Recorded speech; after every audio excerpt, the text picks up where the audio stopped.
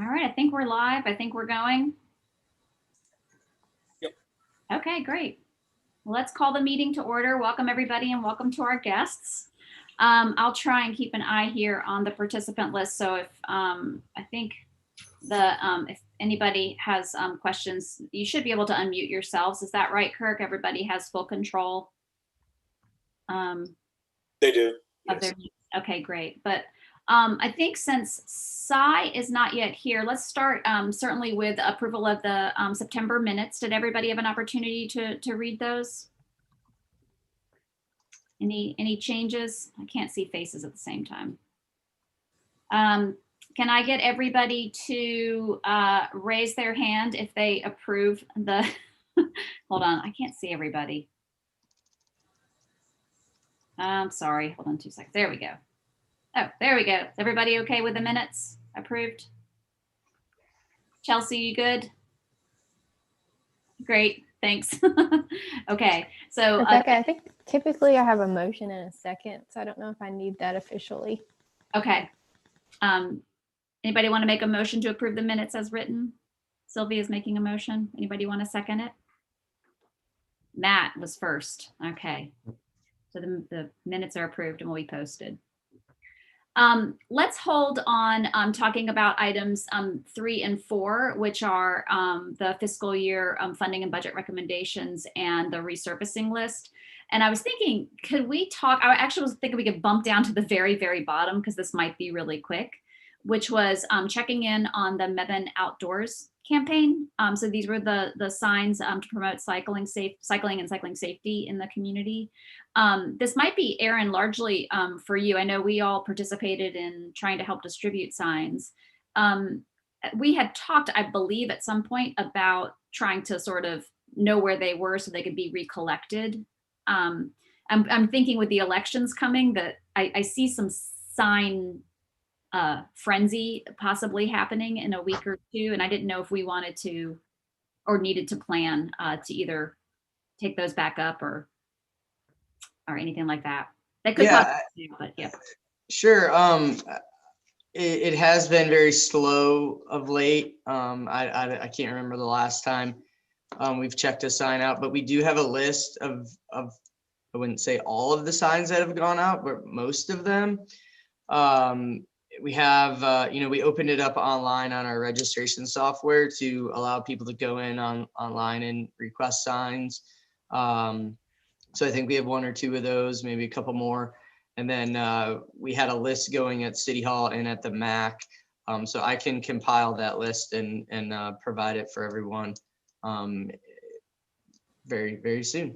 So do you want us, does it help for us then to go ahead and try and collect them? So we take them back and then since but the Bike Safety Month was in May, try and relaunch in May.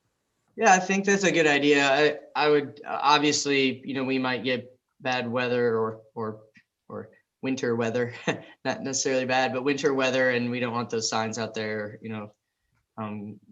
getting ruined because of that. So yeah, I think that's a great plan. Sure. Okay. And I can try to get that list ready for you. Couldn't agree more. And I'd be glad to go out and get all the ones that I've put out in all various places and deliver them to the folks downtown. Hey, what are we going to do with the folks who actually have signed out for a sign and have one in their yards now? Are we going to ask them to keep them and put them up like Patty, I think, had mentioned at one point, or do we want to get all of them back? Do you guys think we could give them the option to either return it to the MAC or if they want to keep it and put them back out in May? I mean, we have their contact information, right? Mm-hmm.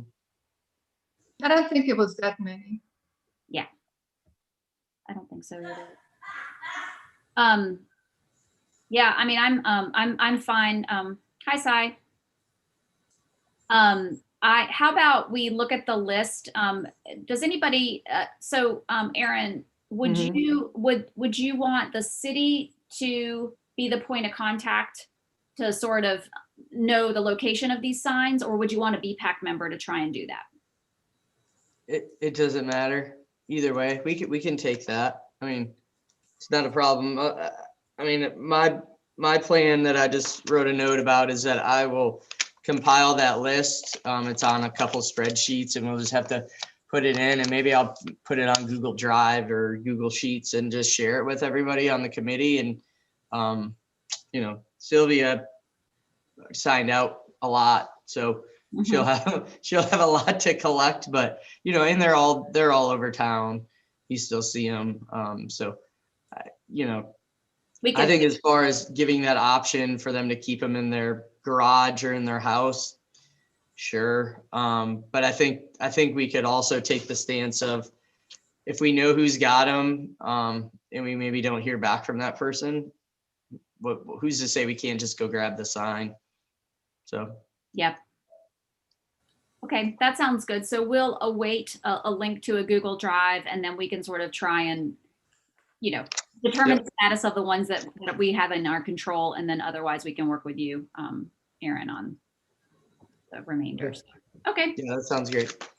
I do like the idea of maybe trying to relaunch it in May, and maybe getting a larger list compiled, or really like flooding the airways all at the same time in May. Because I don't think that, they're great signs, and Sylvie did a great job getting it all coordinated, and Aaron, thank you both. But I think that if we can just separate it from all of the sign noise that's going on right now by time and space, I think it'll be more effective. Yeah, and we'll see where we are in May, also with COVID and, all the crazy, I think we've been competing with a lot of things. So I hear you. Yeah. So, yeah, we'll remember that to relaunch in May. Yeah. And we'll see whether or not we'll have a Dogwood Festival to potentially hand some out. Do we know that, by the way, Dogwood, is it already being one way or the other? Already being canceled. Okay, we'll see. Aaron, on the subject of community events, I know that you're contemplating Christmas parade stuff. Mm-hmm. Yep. Can you give us an update on the tentative plan for the Christmas parade? Yeah. The plan that I had come up with originally was to try to do a reverse parade. And we were looking at locations and such. We're not so sure how feasible that is at this exact time. We had a meeting today and went through some potential logistical nightmares, potential big flaws to the plan. So that was the plan until this afternoon. Now I'm not 100% sure. So we've still got to have a couple more talks and meetings about that, and kind of see where it goes. But, if the reverse parade doesn't work, I think we're looking at some type of virtual type option to offer the businesses an opportunity to bring in the holiday cheer, whether it be like 30-second video clips or something along those lines. So, again, it was, we kind of came to the realization of parts of the reverse parade that we're like, what, that may not be perfect. That may not work really well. That could not be a good thing. So we're still hopeful, but I'm now needing to have some more talks and meetings, and we'll kind of see where it goes. But as far as a downtown parade, that's not in the plans right now. I don't think that can happen. And if we are able to work out the reverse parade, it'll likely happen at the MAC, but we'll see. So I'm not familiar with that term. Me neither. with the reverse. The floats stay in one place and we all move around it. Right. So basically all the floats would come out and they'd be assigned a space, and that space would be a certain dimension. They would have to social distance, wear masks, wouldn't be able to cross into other space. And then they would set up either a car, a tent, or a truck, or a trailer. And then cars would drive through and serpentine through the parking lot to see the floats per se. So instead of the patrons standing still in a mass group, it would be patrons in their cars driving through. So Seemed like a great idea when we got to that point, and we've started talking logistics, and we're not so sure anymore, just to be totally transparent. Yeah. Well, I just wonder if we haven't gotten there yet as a BPAC, but just thinking through some of the work that we've done with Sylvia pushing that sign project all the way through. Could we capitalize on any of those graphics if there is any sort of Christmas parade, or is there any way for BPAC that we have an awareness component?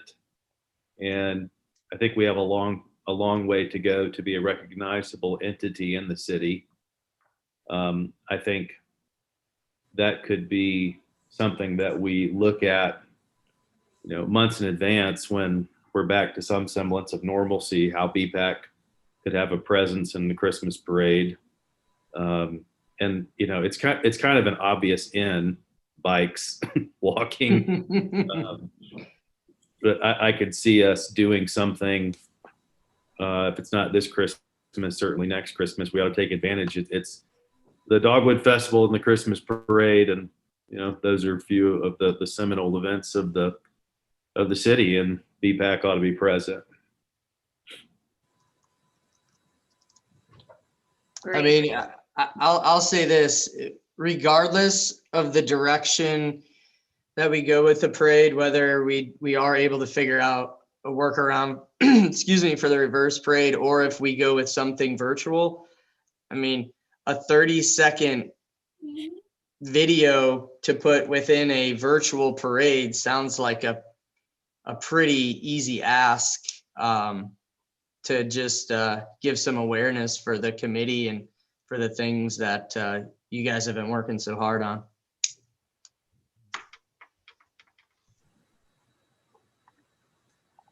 I was just thinking, I'll add this as something for us to be considering, seasonally as these different events appear. So I'll get them on the Trello board so we don't lose sight of it. But it looks like we have to play a lot of it by ear, just given all the circumstances. So, okay, I'll do that. Thank you. Thank you. Okay. Well, if are we good on the outdoors campaign, and we can bump back up to item 3? Cy, we were holding off for you, and I don't know if it's going to be Audrey or Ashley or Cy, so I apologize. Sometimes when I ask these questions, I'm not clear on who might be guiding us through some of these items.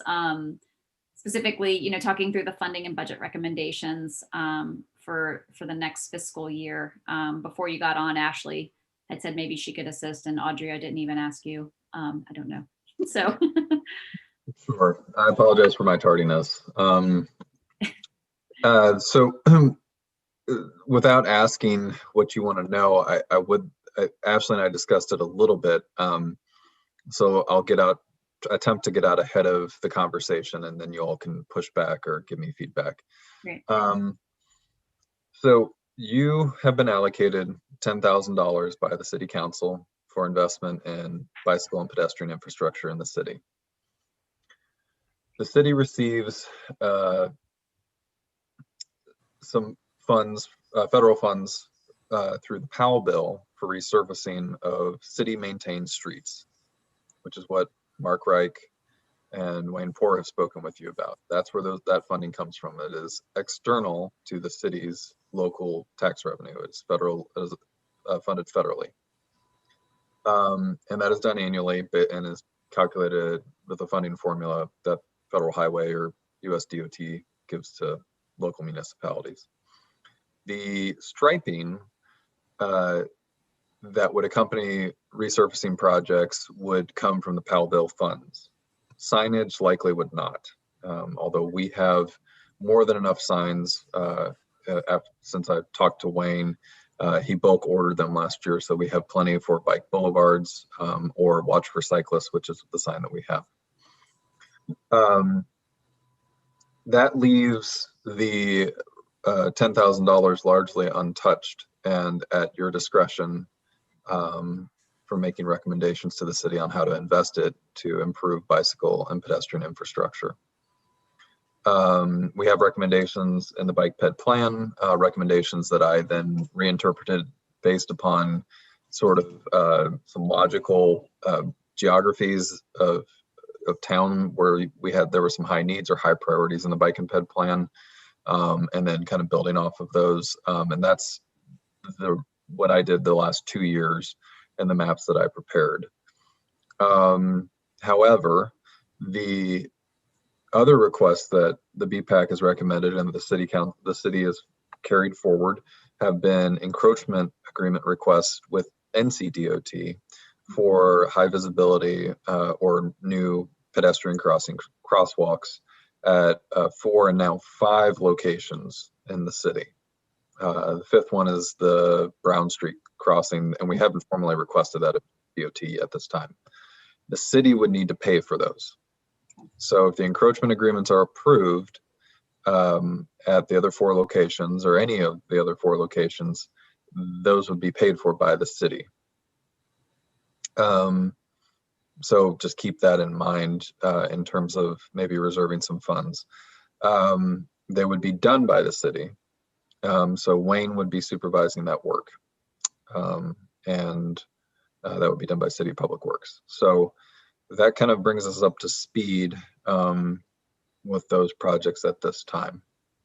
Right now, I believe all of the encroachment agreements or the pedestrian crossings on DOT maintained streets are not thermoplastic, but that it really is up to y'all. It just makes the cost 10 times more for each crossing, but it's more durable. So for those 4, well, now 5 crosswalks that we had prioritized, I just want to make sure I understand. And I recognize there's a difference in expense based on, elevated, which I think last time, and I was rereading the minutes, we had kind of said we didn't think that the elevation was necessarily was desired, right? The elevated crosswalk was not something we necessarily wanted, right? So we're back down to just I'm just going to call it a standard crosswalk. If we have those 5 and we have this $10,000 allocated to us, are we, but the city is paying for those crosswalks. Are we saying that we have the option to use our $10,000 to basically prioritize those crosswalks? I mean, I'm just trying to think of the relationship between the crosswalks and this $10,000, and I apologize if I misunderstand that. That should be plenty to pay for all of them. Okay. So basically, unless you want to do thermoplastic. Okay. So right now, the 5 crosswalks are the things that are on the docket for fiscal year 21, and that would absorb a large portion of the 10K. Is that a correct statement?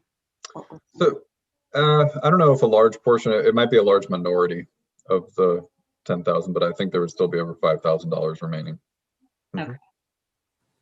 So then on the docket for today, I mean, and I'm asking this as questions, so if I'm misinterpreting, let me know. So if we sort of said, yes, we wanted to move forward with those 5 crosswalks, we still have a balance, an unobligated or an unproposed balance of, let's just say $5,000 or $6,000. And we could talk today about where we could allocate those funds. You got it. So I have a question, and I think we're on the right bullet point for the meeting, but the bicycle boulevard, the one, when we had originally talked about 4th Street being a corridor, and then we moved it and changed it to Clay Street, or made that more of a thoroughfare for the park. I have some concerns with the way the boulevard is done on Clay Street, and really for safety, because if we have kids coming up on 5th Street and cutting over on Clay, the way that we have it now is, I think, less safe and more dangerous, with cars in the street, cars parked. And so now the cyclists are sandwiched between those two, which is a very dangerous scenario, especially if it's kids or somebody not skilled. I mean, even if you are skilled, it can be hazardous. I would like to, my dog's walking in here. I think we should, or I would like to examine or talk about potentially creating a bike lane and even thought about, well, what if we turned Clay Street into a one-way so that there's still parking on both sides? Because I know that all the stores and bars and stuff are going to want that parking. But if we had a bike lane that was protected, maybe closer to the sidewalk, because the kids can't use that sidewalk on Clay Street, just way too hazardous, or cyclists. So I know that's a big one, and throwing that on there, but I would like to at least look into that somewhat. So, Matt, before you joined the BPAC about a year ago, and I need to follow up with this, or actually I will ask Ashley to follow up with this. The city participated in a project that was funded by Impact Alamance to the city of Graham for a better block trailer, similar to work that was done in Greensboro with Bicycling in Greensboro. That is entirely devoted to tactical urbanism, is the phrase, where it's full of cones and flags and so on to do demonstration projects before the infrastructure is placed on the ground, to be proof of concept, temporary proofs of concept of ideas like what you're talking about.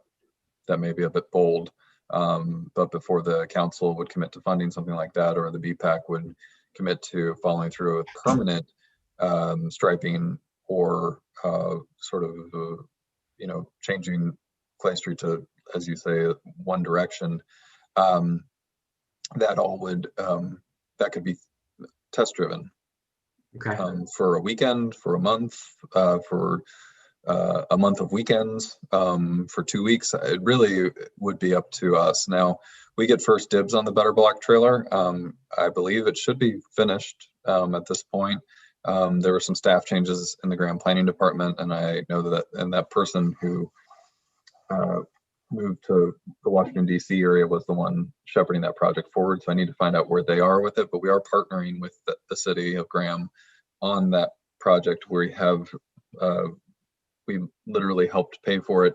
And we have dibs on the Better Block trailer in terms of requesting it. So now is the time, if that's something the BPAC wishes to move forward on Clay Street or any other street in the city. And this could be curb bump outs, pocket parks, parklets, bike lanes, and as James Allen says, traffic calming devices. Absolutely, this is exactly why the Better Block trailer exists, is to explore any of those ideas without committing to a capital project, pouring concrete, getting permitting and all that stuff. It simply involves the community in exploring an idea. Okay. And maybe even Ruffin might be a better option, since it is one way and there's not really any parking. And making that is up to y'all. Our job at staff level needs to be get in touch with the city of Graham, get back to y'all as soon as we can, possibly even by email, to see if we can explore any of the ideas in any of the areas of town that you would like to test drive some bold new ideas. Do you think the city would go for that, potentially a one-way down Clay Street? I think it would be, so we have a downtown vision plan, and that is not proposed in the downtown vision That's plan. what I was going to ask. Yeah. I feel like this has been discussed. Yeah. That was explored in the downtown vision plan, and the preferred streetscape in the plan, and again, this has to go through a capital project, would be reviewed by council. There would be public input. Right now on Clay, what is proposed is if the city invests in a public lot within a block of Clay Street, beyond that as an expanded lot, the proposal would be to widen the sidewalks, dedicate a bike lane, and remove parking from one side of Clay Street. Okay. It would still be a two-directional street, though. And I would imagine that's going to get more pushback by the business owners on Clay. So the concept, and Councilwoman Phillips may be able to speak to this, but at a staff level and as the person getting a lot of the pushback at those meetings, I think that there was some support for the idea and a lot of anxiety on which side of the street the parking would be removed from. Mm-hmm. I think the idea is a general concept. there were a few people who were totally opposed to it. But if the city invested in more parking near Clay Street that was ADA accessible and easy to, and with that was accompanied by some wayfinding signage and made it easy to get to Clay, and included loading zones, which was key for some business owners in talking with them, dedicated loading zones for temporary parking, that the idea of removing parking could be okay, but it was a bit of, not in my backyard, it's fine on the other side of the street, maybe not mine. If I may, I think that makes this the perfect candidate for using the Better Block trailer, because we can try out we can put it all on one side, put it all on the other side, do a month of each and see what works best. I think that we have some great business owners downtown, and they would be, all of them want to bring more business into downtown and make it safe for people to get there either by car, on foot, or on their bicycles. So there's just a fear factor. And I think that if we are able to use this resource that we have to try out some different options, people are going to figure out that it's going to benefit people. So I think it'd be a great option for us to use. Yeah, I agree, Patty. I was thinking, it's probably largely how we approach this, but I think we're trying to do a few things at once. One is we're interested in bike and pedestrian safety. Number two, we're interested in sort of continuing to promote economic development and just general sort of people showing up downtown, and having this as, like, we've never done anything in Mebane, to my knowledge, where we can experiment. So it's largely going to be, hey, we have things that don't have to compete, or we all have priorities that don't have to compete with each other. Let's, try these out. And what I do wonder, though, is if we as a BPAC need to partner with some of the downtown business, or how we would, I don't want to just plop this down because it will affect them. And I think I think, Andy, to your point of us being the BPAC and being early on, I never want it to feel like we're not working with the community. And in that case, the community is largely the business owner. So we'd want to see if we can somehow finagle a solution that might work for everybody. I mean, I tend to be a bit of a negotiator and a compromiser. So that's how I might approach it. But I mean, do you all think that this requires some kind of further conversation with the downtown business leaders and what that would look like? And this relates to how we would use the balance of the funding should we do the crosswalks, which would leave us a balance of $5 to $6K. Right, and this is free, right? Using better. So we wouldn't have to tap those funds. So these are kind of two separate issues. That's correct. This would be, the Better Block grant simply would be, we would rent the trailer for a month. It would need to be at least 2 to 3 months out, because we need to coordinate with Public Works, with police, with the manager's office, and most importantly with council. Well, if I may, mea culpa on the first rabbit trail with the Christmas parade. If we still have an open issue where we're talking about how to use the 10K, if this will not require any of that 10K funding, could we put this in the parking lot? Because it could be another 10 to 15 minutes of discussion, and we close out the 10K conversation, which is where we are in the agenda. I love the idea of the experiment, and I would like to pursue that, especially if it's available to us. And maybe, but to tie it back, Matt, I think at least the point I took away is we probably don't want to invest more in that general area to sort of further solidify that as the bike route. Is that a fair statement? Like, can we look in other areas of opportunity that are not right in that downtown if we're going to consider some experimentation that might change the signage, or, the way that we have the bike boulevard going? Is that a fair statement? Yeah, I would agree. I mean, however we can make a safer path, that's my only sticking point, I guess. Yeah. Whether if Clay is way too difficult, maybe do we abandon that as a bike route? I'm sorry, I know this is a side or large. No, it's an important discussion. Whenever I'm driving up Clay, depending on the time of day, if there's a lot of there's a lot of cars parked, I'm already going like 3 miles per hour because you just never know who's going to be walking out from those cars. It's tight. But I like pursuing the premise of where can we have the greatest safety impact with the balance of these Right. funds.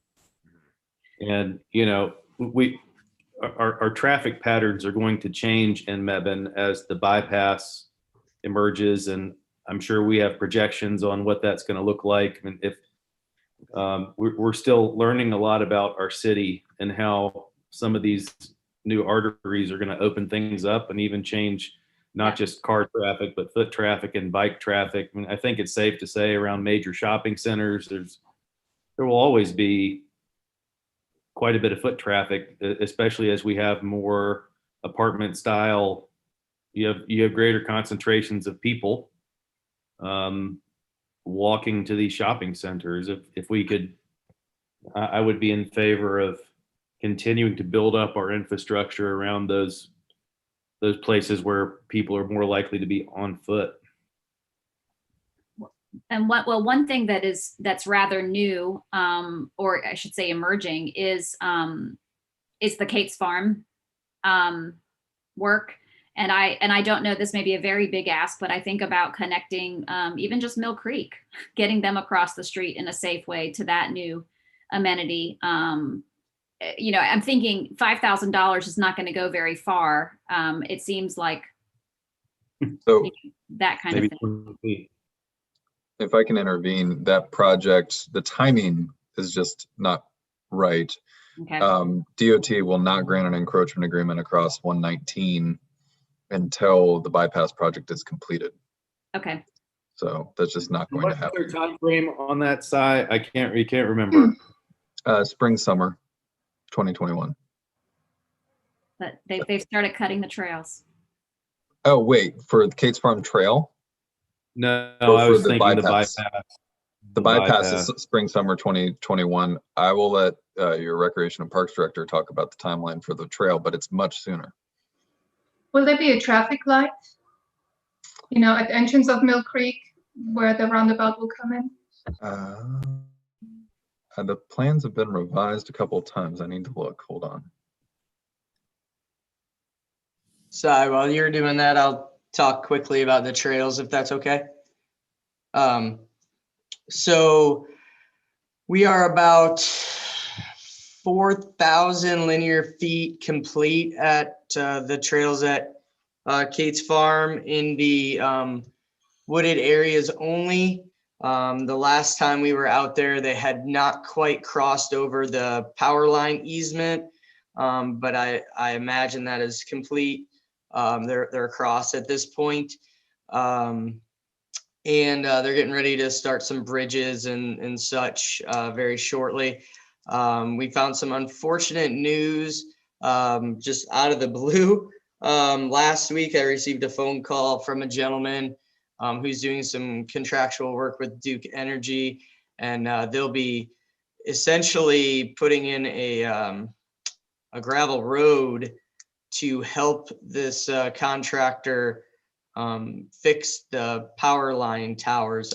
Ty, you probably know the technical term for them, but but the towers that hold the power lines up, they're going to be fixing and replacing some of those. So where that red, I'll call farm gate is, that's the right of way for Duke Energy. So they're essentially going to be putting in a temporary road there, and it's going to go all the way down the easement on the property. So it may be impacting the timeline on the trails and hopefully not any other aspects of the park, but we're trying to work with Duke Energy to find a win-win with this situation, because they're planning, that contractor is planning on starting the 1st of November. So we just got that message and we're quite surprised. So, but the good news is we're 4,000 plus linear feet on the process of the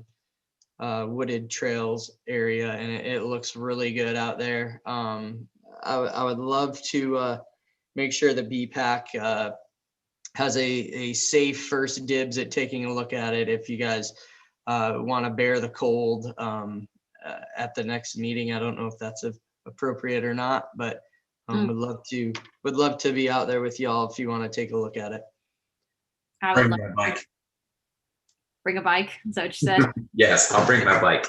Well, if you can give us like a window when that might be open, I Yeah. think that maybe we would like a field trip and maybe outside of the regular BPAC meeting time. Yeah, you know what? I would have liked to have told you that by the end of November, I thought the entire trail system would be completed, but now I'm unsure. Again, that was a surprise phone call I received, and so I've been trying to work with Duke since then to get some more answers and see what we can do to continue. But that includes the playgrounds and other things as well. So But yeah, when we start to know, that'd be great. And it sounds like Sure. there are several people that are thumbing up. Yeah. Sure. So it sounds like that. So connecting to that is probably not a way to spend our few little dollars. No, like I said, they're not going to give any leniency until the project is completely done. There's even a portion of the land out there that DOT currently owns that we would like to get our hands on, and they're just not into any negotiations until they're completely finished. Mm-hmm. Makes sense. Hey, Si, were you able to see if there will be a traffic light by chance? He's still looking. Very intently. Yeah, I think that was a valid point that Rebecca had, getting them to the other side, right? Because not just now, but looking into the future, if at some point that greenway will grow into something, it would be beautiful to have that in place to where they're already on the other side, right? Yeah. But it may be one of those things we put a pin in because it may not. Yeah, I think we need to keep our eye on it. Yeah. Fair enough. Just if there's an, Totally. I agree. About the $10,000, do we need to allocate all of it before budget approval, or are we just doing this to make sure that the things that we want for the repaving get in time? So there are two matters at hand. One is, and I think Mark was pretty clear on this at our last meeting, is that anything associated with the repaving schedule is a recommendation, and Mark will be happy to include that, including as a change order if needed. And that can be paid for because it's pretty incidental, a pretty incidental amount of money. Yeah. And so it can be paid for with federal funds. The signs, again, probably not so much, but they've already been paid for because they were purchased in bulk at a discount.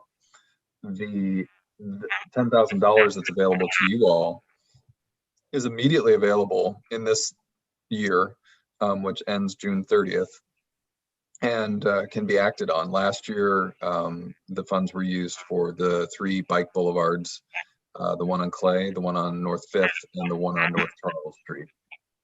And that's how those funds were spent. And that totaled just under $5,000 for all those materials. One thing I will say is that if the BPAC wishes to pursue a bike lane, the striping for a bike lane is a bit more difficult and requires either machinery and or a subcontract to make sure that we get the bike lane stripe being done absolutely correctly. It's not a simple stencil, it's a bit more involved. But again, the signage is already purchased. For the bike boulevards, the stencils are already purchased. They may wear out, but they're not incredibly expensive to replace. And then finally, the best that I can read these DOT engineering plans, I do not believe that there is a stop light. There are 2 3-way stops up at Mrs. White's Lane and St. Andrew's Place. I don't believe that there's going to be a signal at any of them. I may be wrong about that though, because I'm not an engineer and these are definitely engineer drawings. If anyone is, I can pull them up and you can take a look at them. I can also follow up to confirm that. at our next meeting or by email. Great. Or I'll just text the city engineer right now and see if he can give me an answer real fast. Thanks, Vi. Technology. So, Chelsea, those were good questions. Obviously with just about $5,000, we're probably limited in what we can do. And Cy or Ashley or Audrey, are we limited to actual sort of I'm not going to use the word capital projects, but like, for example, this is a terrible example, but if we wanted to buy 1,000 t-shirts, is that an allowable cost? Or are we talking just about things like the crosswalks and signage? I mean, are these infrastructure dollars, or could they be outreach or? So in the adopted budget, and I have to pull it up to confirm, I believe the funds were allocated to the BPAC as discretionary funds. Not that I'm advocating for anything other than infrastructure, but I just wanted to clarify. So, okay. Is it fair to say that, I'm trying to think, we're sort of in some ways working backwards from the pot of money we have available, right? So I'm guessing we're limited to projects that are as simple striping and signs. I mean, are there other things that we should be considering in our bucket?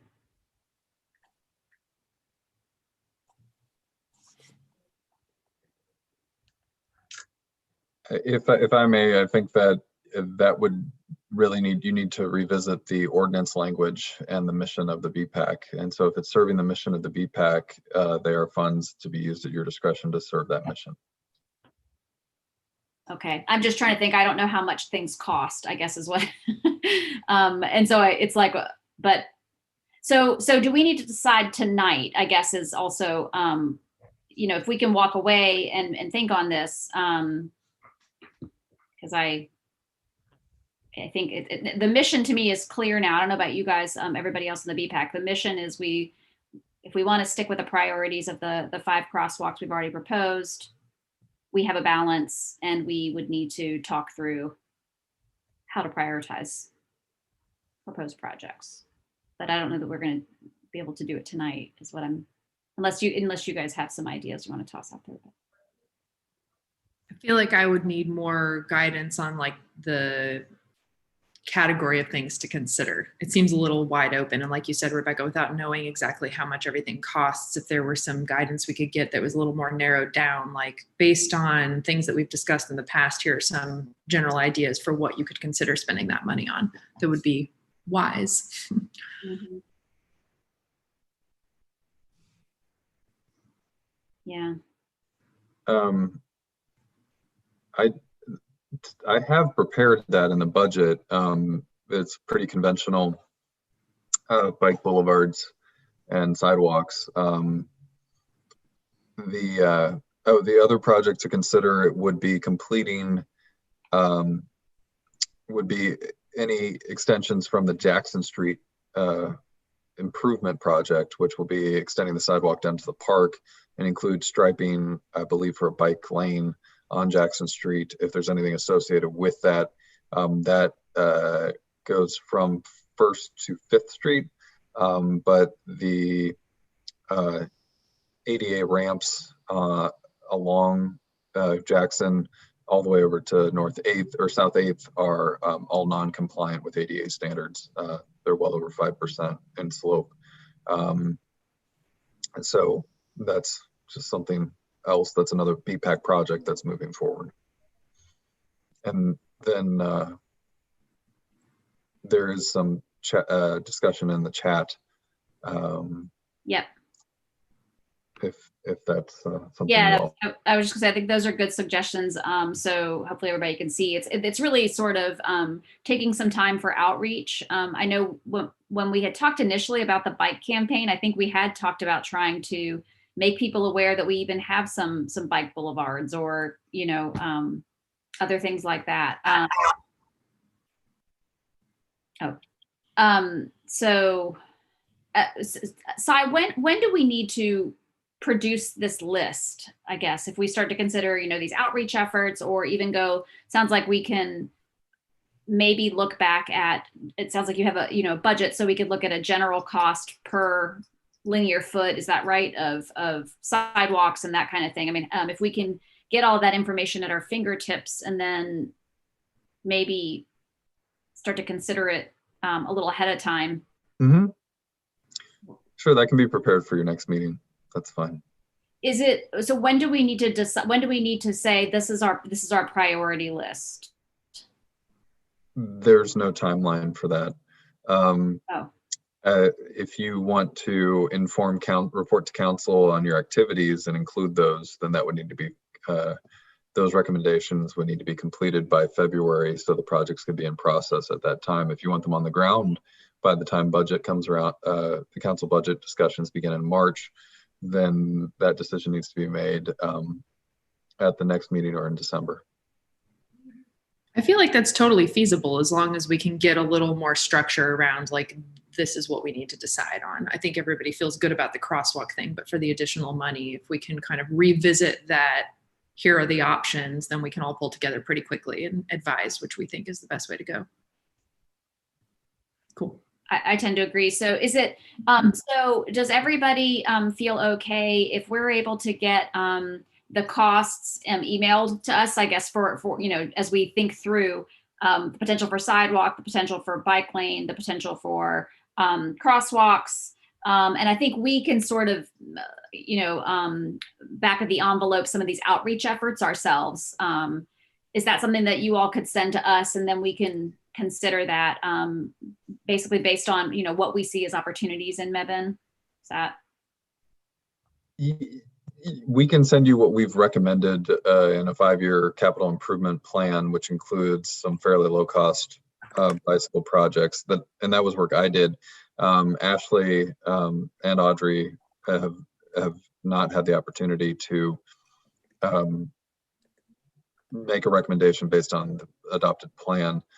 So if they would make an alternative recommendation or want to tweak that and discuss that with me so that the planning can make a recommendation to you all, we need to do that internally. They have looked at the GIS data, and that's generally, I have kind of taken a couple different stabs at that to present what's in the adopted plan wholesale, and then try to parse out some potential investments for each year, if that's what you all would like. But we certainly can prepare all that and even more. If you'd like to explore, or if you'd like a lot of guidance, we can do either one.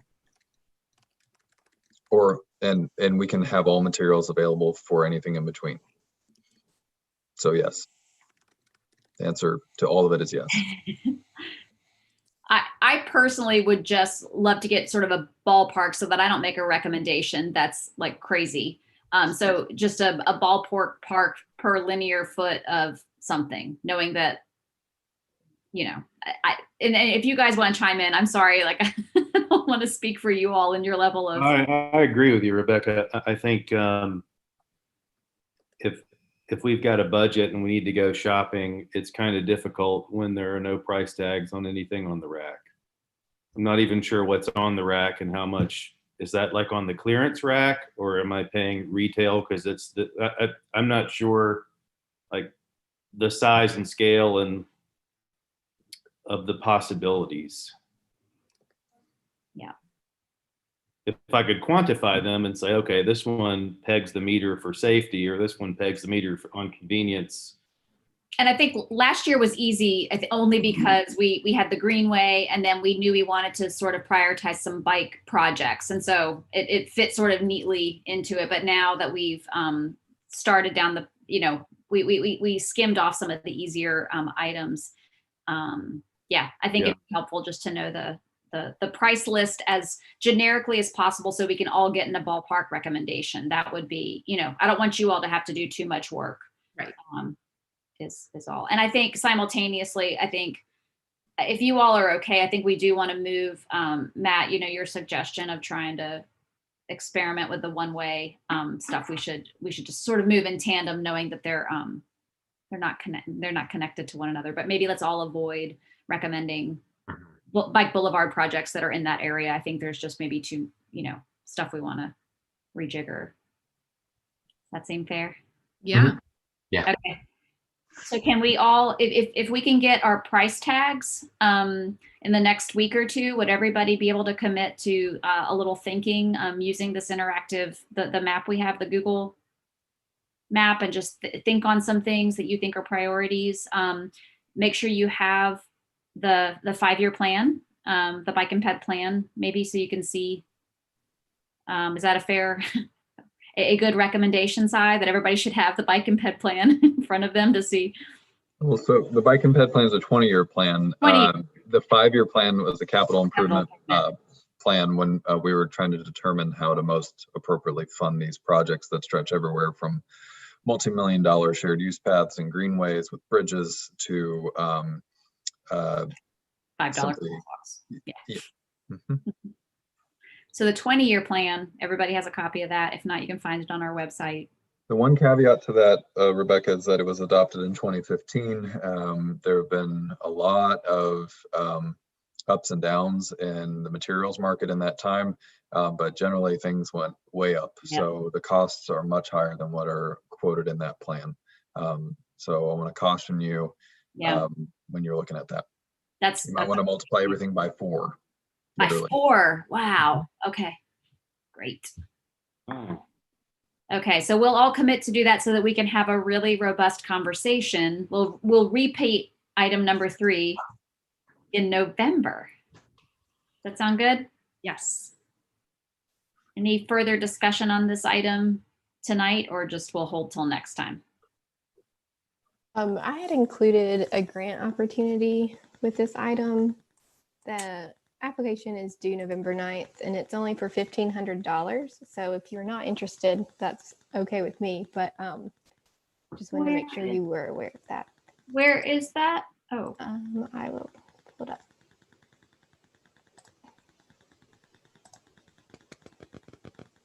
we're always interested in grants. Well, So it's with America Walks, and the application is fairly simple, but there are a few sections that would require some thinking and another project to consider. so interesting. Interesting. Actually, one thing, those of you that, everybody, I know Sylvia is aware, we have our urban trails. One of the things that I noticed is that the Mebane walk signs that show our trails are actually looking really, really terrible. Really terrible. And I want to say, Aaron, this probably predates you, but I feel like they were around $1,500 a pop. We're in desperate need of at least replacing one of those signs. I don't know that that would qualify for the grant, but Seems like it. it's, yeah, I think it's the one near the bell tower. Is that the one that looks really bad, Aaron? Yep.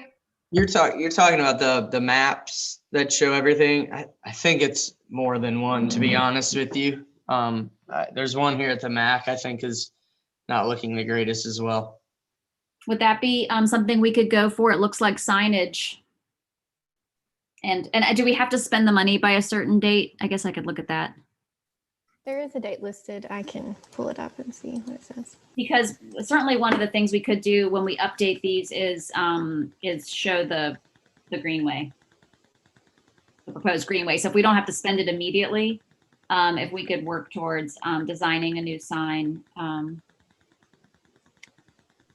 The funds have to be used in the 2021 calendar year, so you have time. We could work on the design. Certainly, I don't know. Would you have to write this grant, Ashley, or do we? I could work on it and have you all review. It is advocating for projects that address racism, COVID-19, environmental justice, etc. Mm-hmm. So we would want to consider that in how we write the grant. Mm-hmm. Mm-hmm.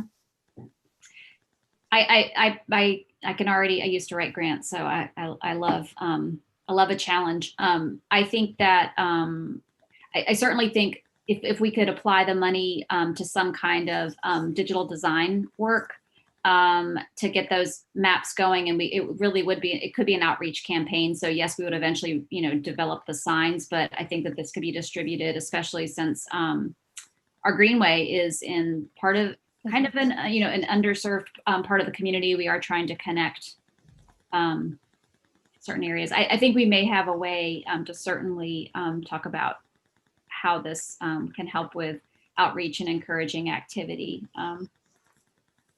throughout the community. But I don't know, do you guys have any ideas on that? If the sign is more than 1,500, would we be able to use our Just part a of our 10,000 for the balance of it? It's a great question. It could be. believe so. Yeah. Furthermore, the city is, I'm glad you asked that question first, Chelsea.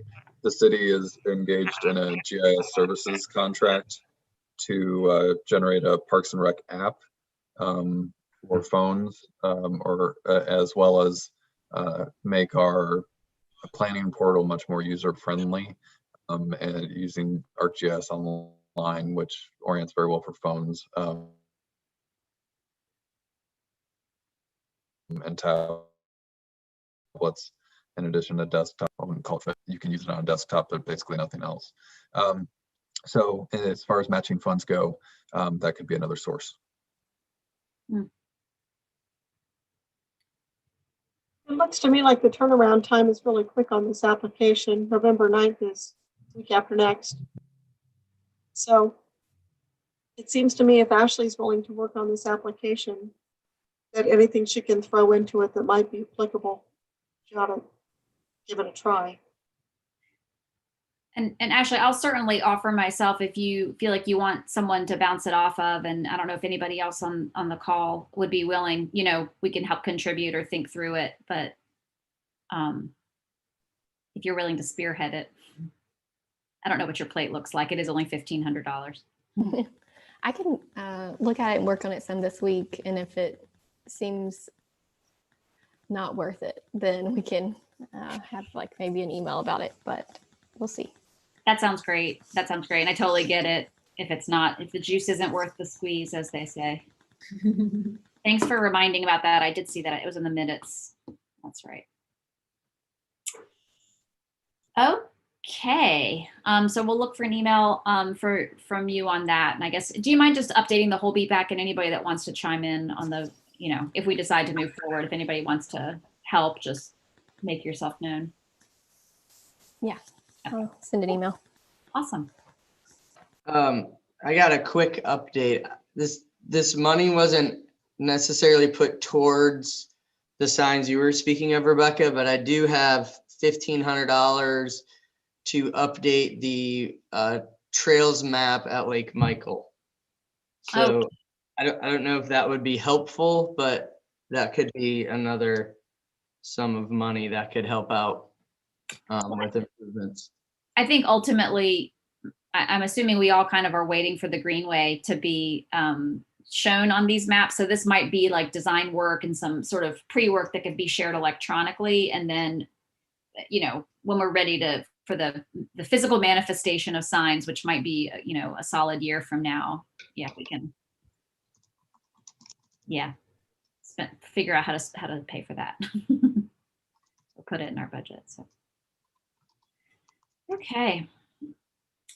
Well, did we ostensibly cover 3? And I feel like last time, number 4, the BPAC recommendations for the resurfacing list, I think there were no further changes after our last meeting and nobody chimed in by 5 p.m. on our deadline. So is there anything else that we need to talk about with number 4? I'm sure is there anything outstanding there? I had included a memo draft, and it basically just lists the intersection improvements that were included in the spreadsheet. I think the biggest question for the BPAC is I did not have a motion recorded in the minutes about the raised crosswalk across of Ruffin. And that doesn't necessarily need to be included here because the street being resurfaced is North Charles, but I did want to bring that to your attention. And then I was not certain if the BPAC wished to do anything regarding the bike boulevards that would be affected by these resurfacing improvements. Like the entire street would not be affected in most cases. It would only be sections of a street. So that may be a simple stenciling for Public Works later, but did not want to miss out on including that here. Should we just take a peek line by line and make sure we're cool with it? I'm thinking, first of all, so the North Charles and Ruffin, everybody got that in their brain? Mm-hmm. That intersection. So here it's a raised crosswalk across Ruffin to EM Yoder. Did we say raised? Is that, obviously it's traffic calming and. Yeah, quick question. What does raised mean? Is it just the actual like paint stripes that are raised, or is it almost like a little Speed hump? bump, Like a speed hump. a table, speed table. Would the city sign off on that? It's a good question. That would be, my strong advice to you would be to make a recommendation to council to act on. In that case, it is a city maintained street. And the council would probably need to make that action in the end. So were you saying you strongly recommend that we do recommend a raised crosswalk? If you do, then I would make a recommendation to council for action. Okay. I don't think any of us, if I remember correctly from the last meeting, felt strongly about having raised crosswalks. I know we spoke very specifically about the one at Kit and how we did not want it there. So if no one feels that this should be a raised crosswalk, then we would just remove that from this. Is that correct? I believe the fire department feels very strongly about raised crosswalks. So In the negative. I agree with Cy about that. That has been Yeah.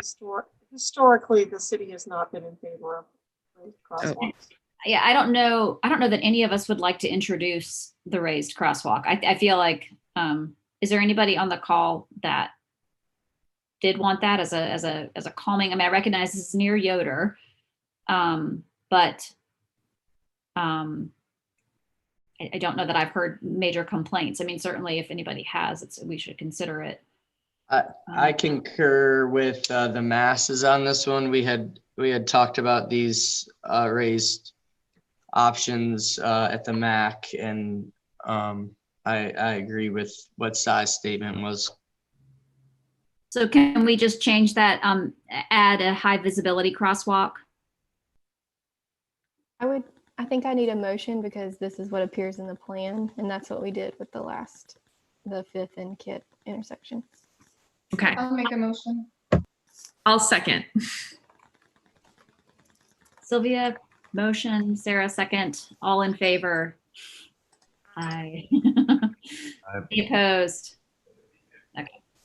All right, perfect, thank you. And then Oh, go ahead. no, you go ahead. No, I was just looking at the next one. Add curb ramps, crosswalk signage. Okay. That sounds right to me. Any Yeah. concerns with that? No. Okay. Fieldstone. 3rd and Fieldstone, good. So this is a curb extension and high vis crosswalk. Consider stoplight. Okay, so consider stoplight at this location. Right, this is all exactly what we said last time, but if I recall. Any concerns? No. Okay.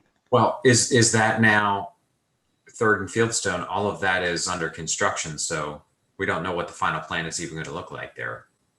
Do we? I think 3rd and Fieldstone is done. I Okay, thought that- there's a lot of flattening dirt, so I wasn't sure on what that that intersection was going to look like ultimately. Oh, okay. Yeah. So Sai, correct me. Yeah. It's not complete. Yeah. So too soon to say what it needs there. So do we just strike this from the recommendation for now, put it as a, pause it? I don't think we ought to do that. I think we ought to keep it as a recommendation because even though it's not completed, the plans are certainly either completed or semi-completed. If we're recommending a stoplight, I think the earlier we do it, the better. So Matt, when you were saying it might be too early, is there, are you thinking that we might change the way we would think once everything was sort of, the traffic was flowing? No, I think Patty's right to keep that Okay. plan in there, but we can't really come up with a concrete idea because it's not in concrete at the site yet. But Patty's idea about, or suggestion of keeping that plan ahead, that's wise. Yeah. So, and you all asked for kind of a realistic perspective on project costs and so on, so you can know how to go shopping, as you said. So to Patty's point, stoplight requires a warrant analysis. It's at least a year-long process and costs over $1 million. So if that's Not something in you our want. Can we Right. strike the stoplight? Seriously though, yeah, can we keep the crosswalk and remove the stoplight from it? I'm not saying to even remove the stoplight. That may be a recommendation the BPAC may want to make, but it is well beyond the bounds of your discretionary budget, yes. Okay. I like the idea of keeping it in there if it's a safety issue. And if it is deemed to be required, the funds will come up from someplace, just not from the BPAC budget. And if it's not deemed to be worthy of a stoplight, then the DOT won't allow it to happen anyway. Right. Good point. Okay, so we'll leave that as is. And we're not going to pay for it. Do we need to, item 57 looks good. Do we need to say high visibility crosswalk or is it just fine the way it is? You need to specify if you want to use the thermoplastic material for durability. And it's more highly visible, particularly at night. I think for sure at that spot, Fifth and Kit, I think it needs to be highly visible. If I recall, we were talking a lot about the way you're coming down the hill. It's just got some, so high visibility would be my recommendation. Okay, Third and Crawford. Every time I have to like rethink where that is. Third and Crawford. Oh gosh, yeah, that's a terrible intersection. A curb ramp on the southeast side. That's for ADA compliance. I believe Wayne liked all of the curb ramps, so. Okay. I trust that one. I can't recall. Any concerns with leaving that as is?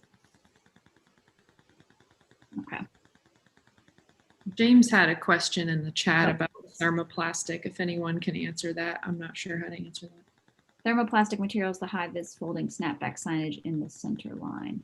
Oh, yeah. Can you answer that, Sai or Ashley or Audrey? No, I can't answer it. It is not. Yeah. Thermoplastic is basically a gooey taffy type plastic that functions the same as paint. And you take an industrial blow dryer and heat it onto the pavement. So it essentially glues it onto the pavement. But it looks, to the general public, they just think it's paint. But you would notice, especially if you had a snow plow, that it's raised up about maybe a 1/4 inch. If you plow streets, it can be dug up. But it does pop a lot better at night, in the rain, and is less likely to be washed away over time. Thank you, Sai. What James is asking about, I would call rubber bollards that are bolted into the pavement for the pedestrian crossing signs that do this, if that blurry thing. those are, for lack of a better term, there's probably a correct term for them, but I would call them rubber ball. This is always educational. Thank you, Sai. So I don't know if quick, I'm right. I'm making that up. Sounds good. so you mentioned that snowplows can potentially, take it off the road. So do they know where they are? Do they look out for those? Are all the workers up to date on that? No, they're often people. We don't have a municipal snow plowing is not done by Public Works, and they're often dug up, which is why they can be unpopular. However, as you probably know, in Mebane, many of the streets are not plowed. So you may just want to be thoughtful about where you would recommend thermoplastic. And if it's on one of those unplowed streets, you're really not going to have too many issues. It does, like I said before, the cost is 10 times higher. Mm-hmm. It seems like Fifth might be one of the first candidates for plowing, right? That's correct, yeah. Mhm. So should we change it to the flat kind?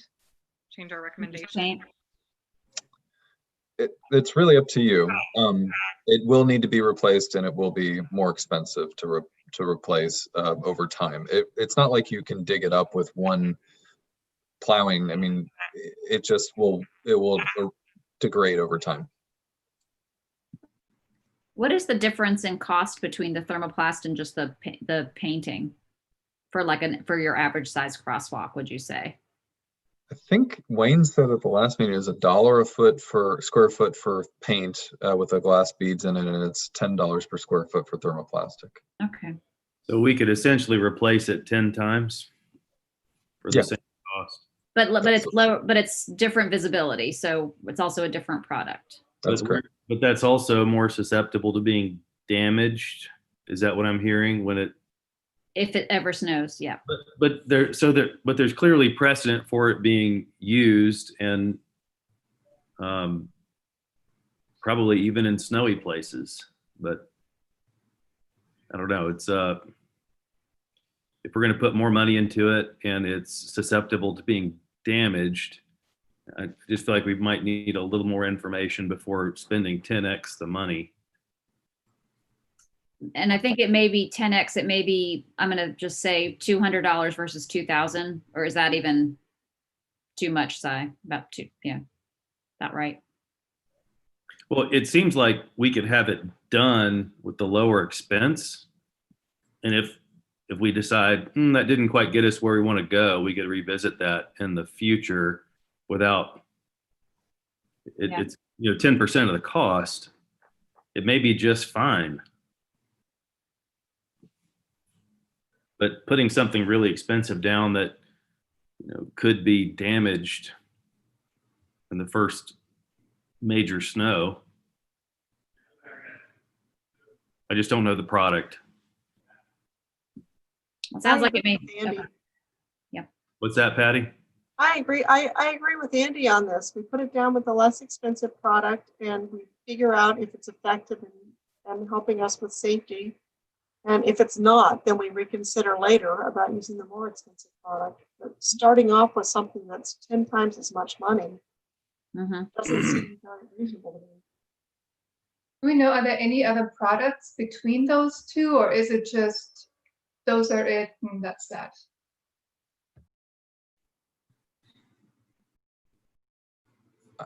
I would like the $4 option. The two department heads on this call are the wrong two ones to answer that question. So I think we could get an answer for you, but neither Aaron nor I can provide it. Well, and we are going from 0 to something if we go with the painted with glass beads. I'm certainly somebody that goes up and down that road, during the dark all the time. I mean, I can certainly keep my eye on that. I mean, I have no problem going with a lower cost option. It's hard to envision either. We also, I don't know that we've had a lot of pedestrian accidents in that area. So, being able to say, pre-post, whether one is more effective than the other, it's hard. So I'm fine with the painting. I mean, certainly Sylvia, if you'd rather sort of have us go, have Cy or someone go back and see what the other options are, we could do that too. No need to. I was just curious. Just curious. Okay. I have another question. When there's a crosswalk, is there always a sign, like the yellow diamond, or just thinking like if that was a potential add-on that would give us more visibility without having to do the 2,000, and just wondering what the cost of those signs are. Yeah, great question. The signs come out to be roughly 75 to $100 a piece, with the pole and the sign. They are not posted at every crosswalk. Maybe that's something that we could add to the recommendation, just as an in-between, if we opt not to do the high visibility crosswalk. I would say good planning practice would strongly recommend that they are at every mid-block crossing, but at intersections, they are not as needed. Got it. Okay.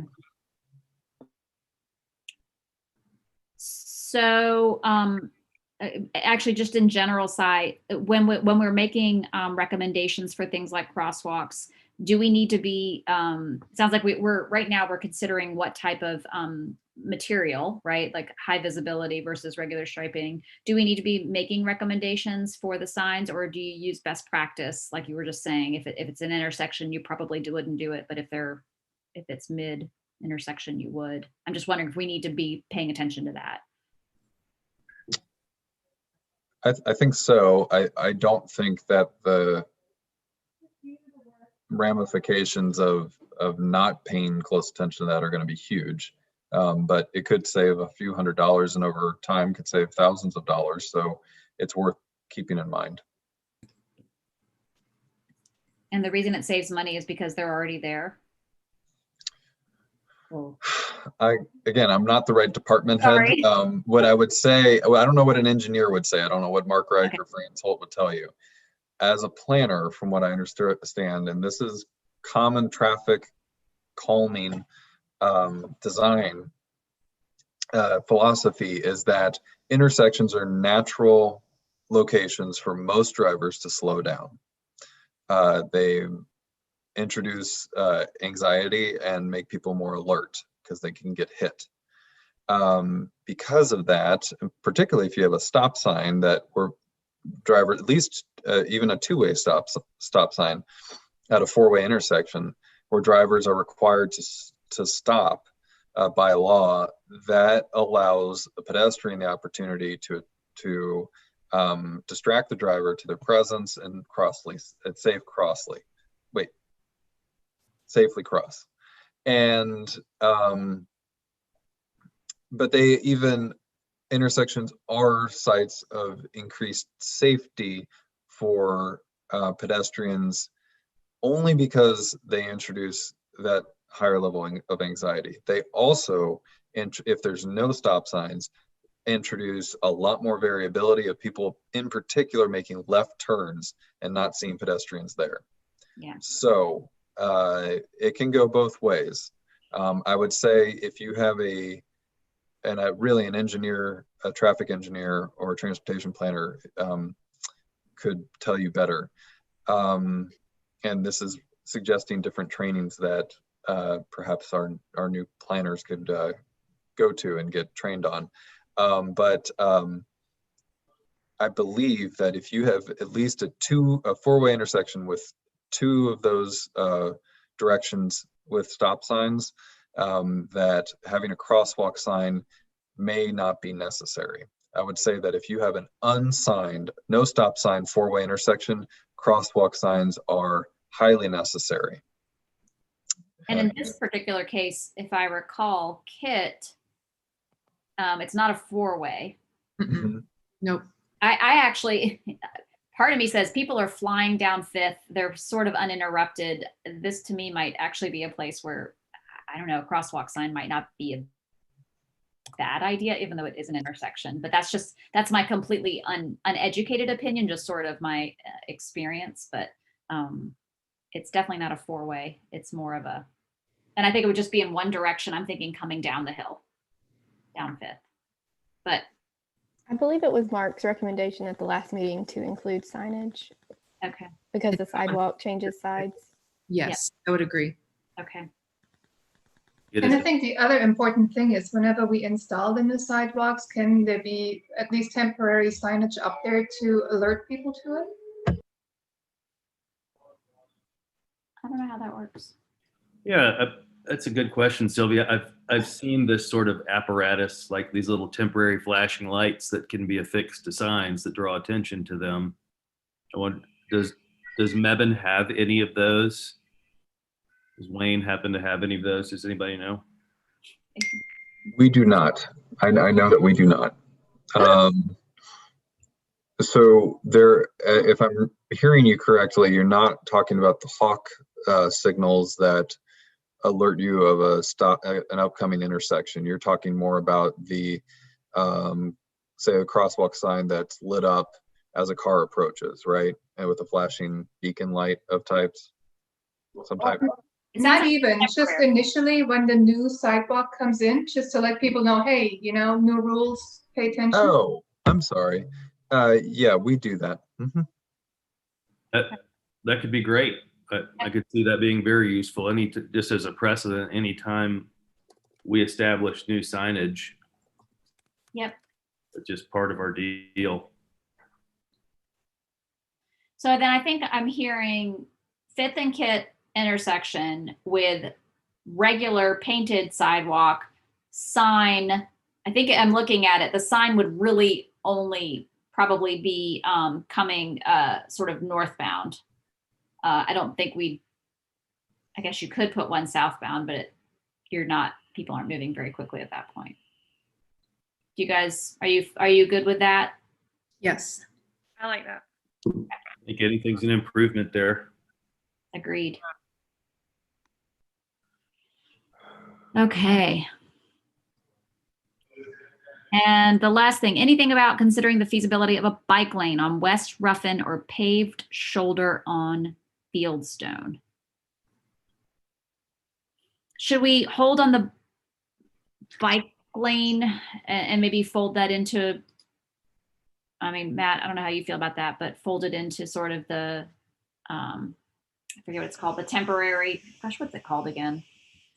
Built, gosh, the trailer of things. Yeah, a little experimentation with that, the Greensboro. That Trailer. better, yeah, the better, yeah. Trial trailer. Mhm. Yeah. What about the paved shoulder on Fieldstone? I like any improvements we can make to Fieldstone. Fieldstone. On So- Fieldstone, we're the development, right? Yeah, the development. Okay. So is it the whole distance of Fieldstone Drive? Does anybody? Ashley, do you happen to know? I'm You trying have to pull up Mark's- the map. Yeah, that's what I was gonna ask you. Yeah, I'm pulling up the map too.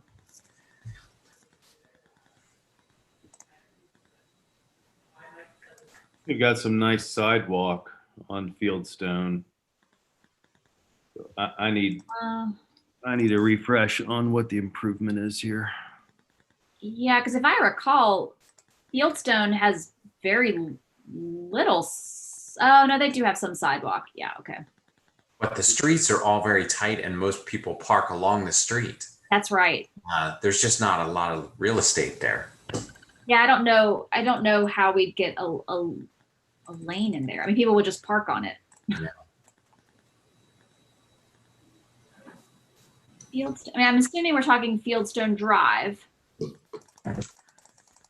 which now has that sort of new improvement. I mean, improvement, you know, given the bypass, it's got kind of a new entrance. What would that have been?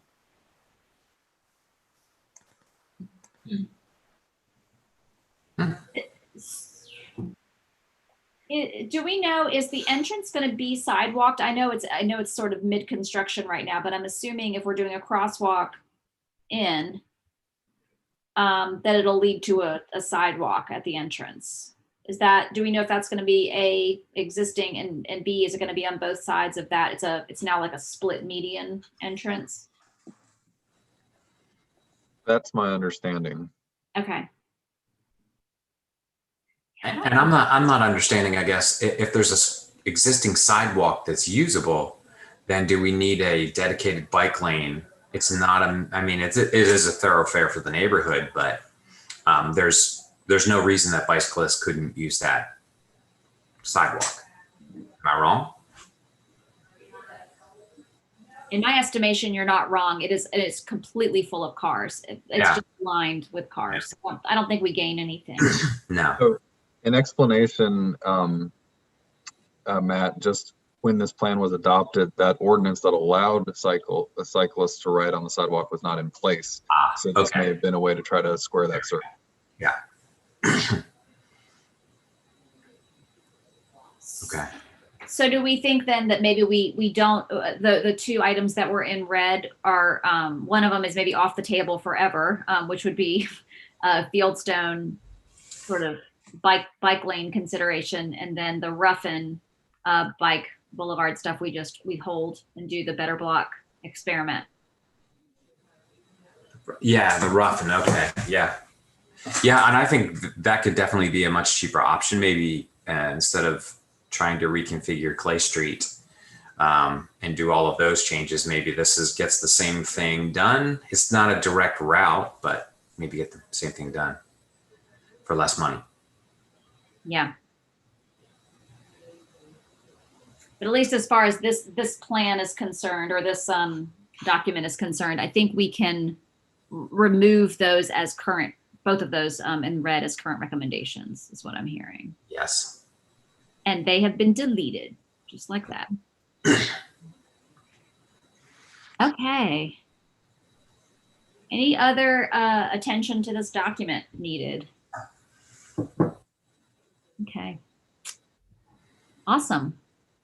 Ashley, do you need anything else from us on this?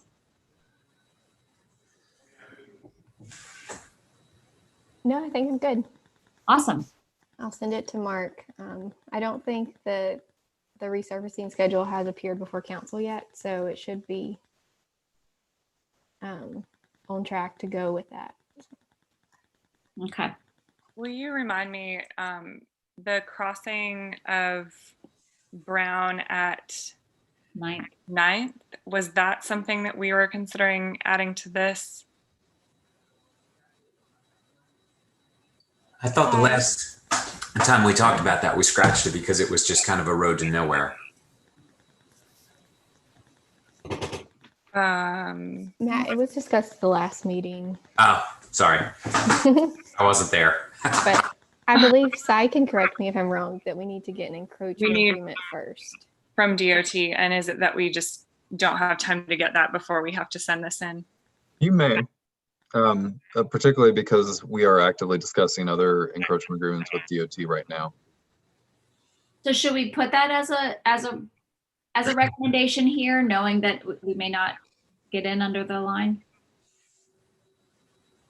I'd be for it. I mean, just, it's not necessarily to nowhere. My neighbors and I from Ashbury do walk that way to get to Bright Penny, for example. I see a lot of runners on that route, so Okay. Yeah. I'd be for pursuing it. So could you say the intersection again? It was Brown and 9th, okay. crossing Brown. Yeah, I'm gonna look at it again. Yeah. Cy I believe at the last meeting, Wayne said it would be possibly under the authority of NCDOT. Well, if we're getting an encroachment agreement, it is. So would the PAL bill funds be allowed to be used for something like that? Well, that's the goofy thing. No, the intersection requires an encroachment agreement, but Brown Street up to that intersection is a city maintained street. So we paved Brown. But in order to cross DOT's street, we need an encroachment agreement. So we have to ask them to spend our own money. That's correct. Yeah, it's their street. So we cross their street. They get to tell us if we're allowed to introduce a new mode of transportation to it. Okay. Mhm. Wow. Okay. So, sorry, I was looking at this. So does it mean that we actually should though put this on our list, even though we need to ask for their permission? I'm not clear on the right process for that. If we do still think it's something we'd like to recommend. So I would recommend that you do that. There's no harm if the encroachment agreement is not in place by the time the paving occurs. Mark gave every indication that it's going to be 6 months or so away to get all the bidding in place and get everything set up, and they like to do it during warmer weather. So there's a lot of time to get that encroachment agreement in place, particularly because we are in active negotiations with DOT on several other intersections for similar agreement. Okay. And besides, we could just move it ahead to a recommendation for next year if for whatever reason we don't meet the timing on that. That's right. Okay. And then it simply becomes part of your discretionary fund funding of a city project that you now have an encroachment agreement for. Okay. And I'm assuming, do you all have, this is not a road likely to be paved. A reminder, this is a very hilly section. Actually, it's going across Brown. Yes, I think Yeah. if I have my directions correct, on the west side of On the west side of, the yeah. west side of 9. Right, that's where the sidewalk is. I don't know that there is, so what's tricky, of course, is that's the top of a hill. I don't know if there's any benefit to having high visibility paint or whatever you call it, the material, because I just don't think you're going to see it from where people will be coming from. But I do think we need signs on both directions, east and west of the crosswalk would make sense to me. But do you all feel like just regular paint signs on east and west is the recommendation? I'm good with that. All right. Okay. All right. Well, I think that's that. And I am mindful of the time. I know we've got a couple more agenda items. But we're good here, Ashley, you think? I think so. Okay. All right. Well, Good work. good work. Well done. We've got, so I think, so Ashley and Cy, would you agree that we have completed items 3 and 4? The resurfacing list, and then we're holding a bit on item 3 so we can move on to BPAC membership and recruitment. I think so. So Okay. we have homework, just to be clear, on item 3, and we'll come back to you with that. Yes, thank you. That's great. And then we'll have homework also to do after we get your homework. Okay. A little reminder here. So BPAC membership, a couple of us are, a couple of the seats are open effective February. Patty, you're one, is that right? The city council seat, I think. Yes, that's correct. And that actually goes to item 5A on our ordinance amendment. Exactly. And Ashley kindly sent us a copy of agenda item 5A with a little bit of redlining, and it's only one half of a sentence that deletes me. Yep. You've been deleted. Section 25-02, membership terms and vacancies, the very last sentence. If we just strike and include at least one delegate from the city council, that will take care of me being a voting member. I would like for that position to be added to the remaining seats of the BPAC so that there's another person from the community who is able to vote on these things. And I'm not 100% sure that this accomplishes that. So that might be something we need to check again with Attorney Lawson Brown on. Cy, can you help me remember what we need to do to amend this? Does this have to go before council, or can the BPAC actually take action to change the? Yeah, No, the council has to do it. Yeah, the BPAC was not given authority to amend the city ordinance as part of their powers. So this will be on the council agenda for the next week's meeting. It does not require a public hearing. To get to your concern, Councilwoman Phillips, about the person who may replace you, you were included as one of the 5 members who reside within the city of Mebane. So currently the BPAC has 7 members. The council delegate was one of the 5 municipal members. Now there's an opportunity to specify where that, any further positions, but right now you have 5 city members, 1 of which preferably, and then 1 additional member that preferably comes from the Orange County ETJ, 1 additional member that preferably comes from the Alamance County ETJ. But Orange and Alamance County must both be represented on the BPAC in the end. And that's actually much longer than what the text says. So.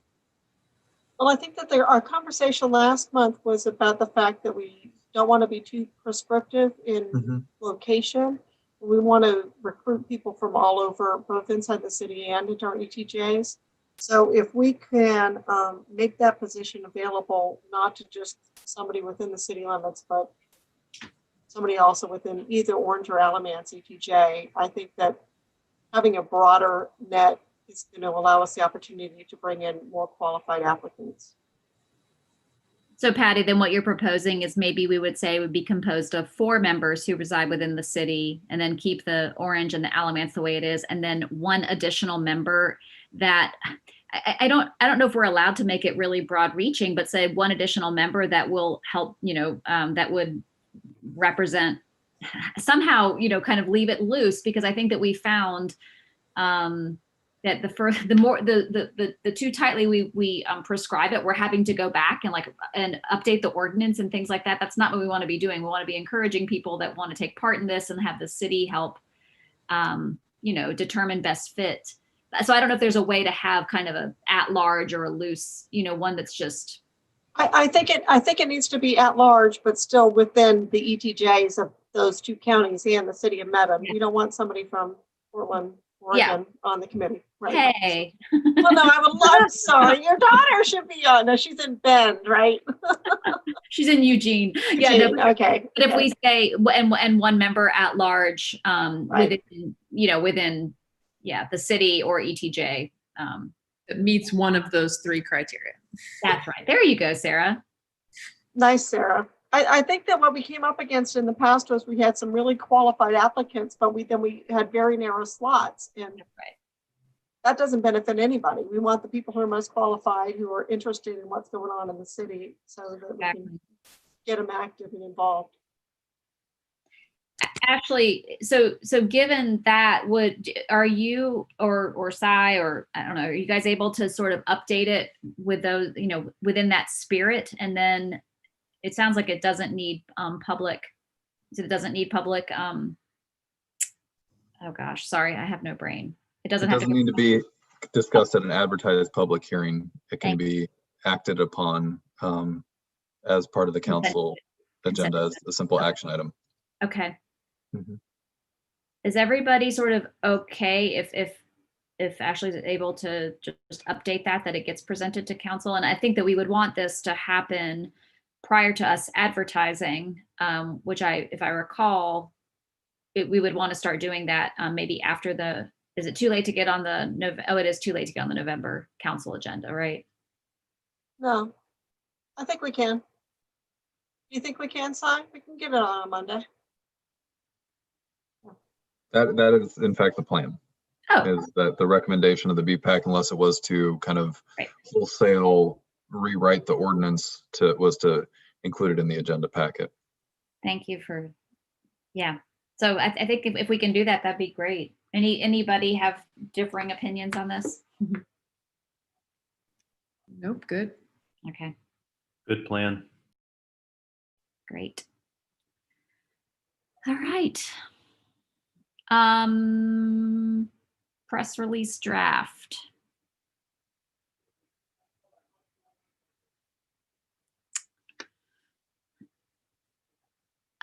Within the city, and I guess we would change that, specify, because I guess Patty's is becoming an at-large, so we'll have one city, one Alamance, and one at-large.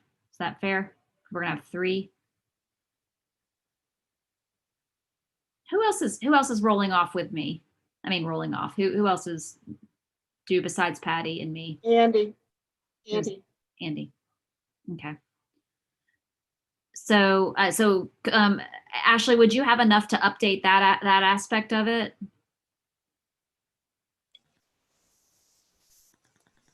So you want me to specify How would we one say city, one Alamance, ETJ, and one at large, or just take who comes? I was going to say, because then we're covering everybody. Mhm. I guess that, I don't know if it's important for them to know that there's one slot of each, but I guess we just need to update it so that it Right. reflects the at large. Yeah. 3 positions, no later than Monday. Insurance. Blah, blah, blah. Yeah. Yeah. Otherwise, anybody have edits to that? No, ma'am. We don't need to take action on that. That looks great. And I guess we can all circulate that. Ashley, with that, you guys typically send those press releases to us anyway, right? But we can circulate it amongst our communities. Yes, that shouldn't be an issue. There's also some graphics from prior years that might be helpful. Oh, yeah.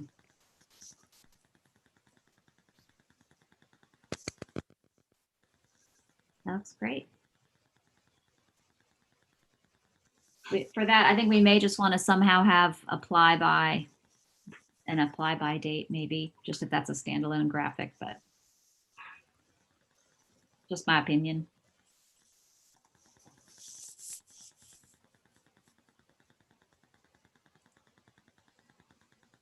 Cool.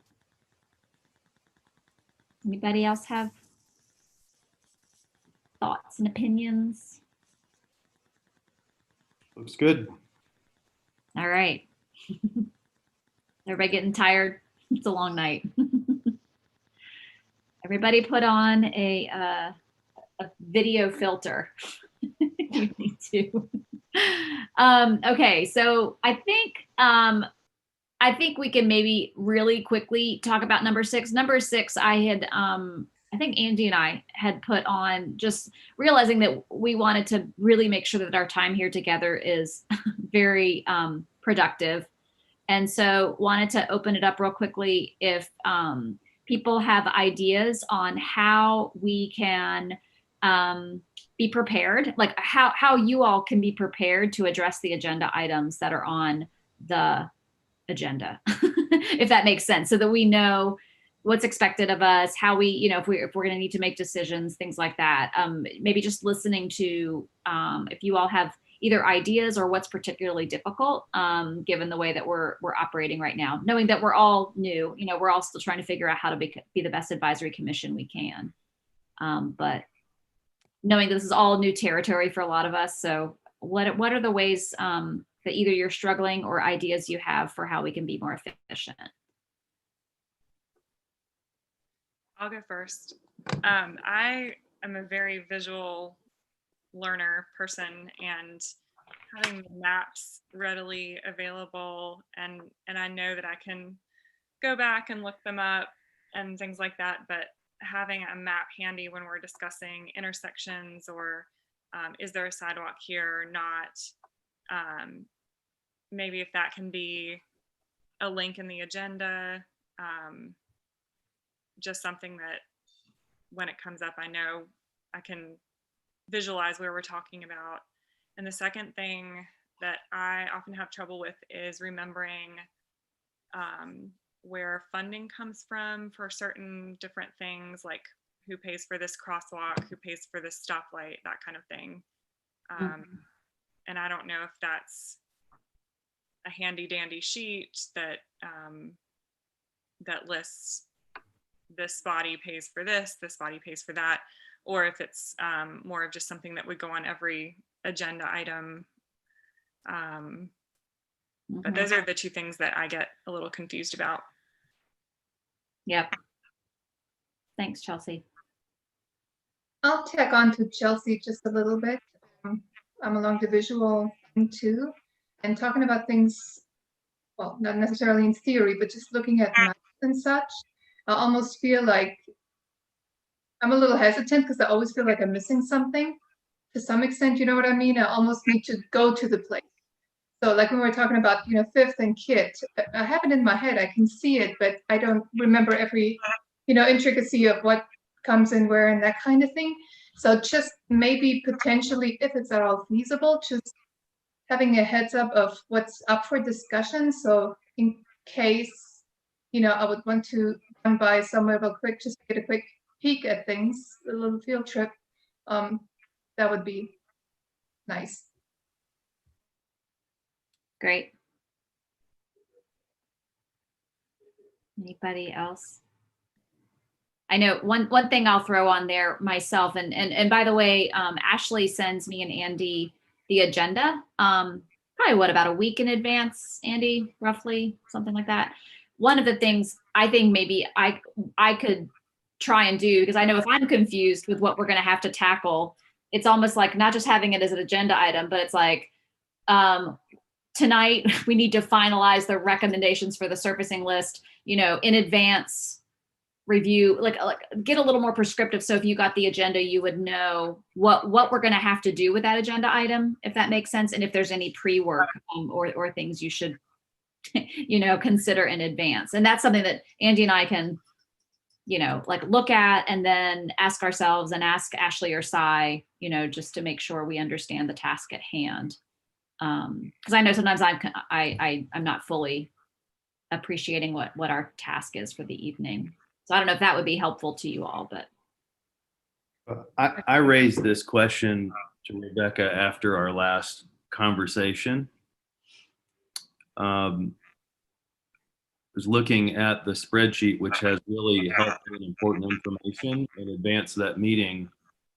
I'm doing a web quest to try to orient myself, and this is after having grown up in Mebane. What is this intersection? What's the topography there? What are the sight lines? And I'm a bit more reserved on some things where I probably ought to have an opinion, but I'm hesitant to weigh in because we're talking about spending money and making decisions that are going to impact a lot of things, particularly safety. And, if we're making decisions around a sight line here at this intersection or this one over here, I'm hesitant to vote in one direction if I'm not confident in my rationale. So I sketched out something here. This will take all of 3 minutes to talk through, if that. Can you all see this? Yep. So just a quick understanding, this would be in some sort of slide format where we'd start with a master list of stuff, decisions that we're going to make. And I think one thing that would help us would be some sort of framework, some sort of rubric through which to look at these things. And if it's, t-shirt size, extra small to 2XL, I mean, how big a project is this? Or was it? So you click on one, here's an overview of all projects under consideration. This is linked to a particular slide where we see the title of the proposed improvement. What's the impact? Is it more focused on convenience or more focused on safety or some other aspect? we're having this conversation because or is it all three? And then here's a Google Map link. That's not a parachute, that's a pin drop.